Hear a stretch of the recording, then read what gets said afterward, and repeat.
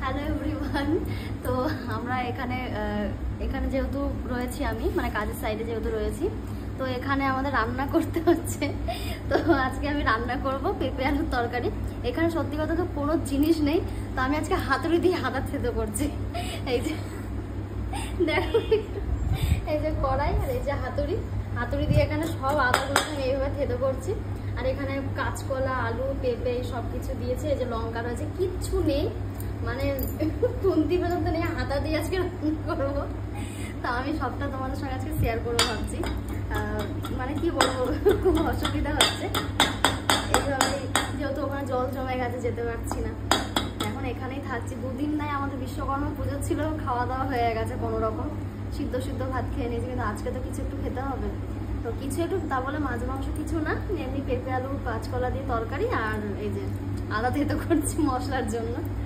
তো যাই হোক, দেখো আমার অনেকটা কিন্তু থেতো করা হয়ে গেছে, হাতুড়ি দিয়ে করছি। কেউ করেছো কিনা বলবে আমাকে।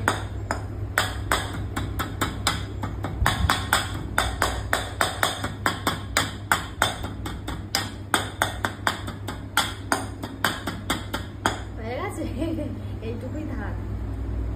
তো গাইস, খুব প্রবলেম ফেস করতে হচ্ছে, ওই জন্য ভাবছি খুব তাড়াতাড়ি একটা ঘর ঠর ভাড়া নিয়ে থাকবো। আদাগুলো কি ঝাঁঝ জ্বলছে মুখ। এবার লঙ্কাগুলো চিড়েই দেবো, বলো থেতো করবো না।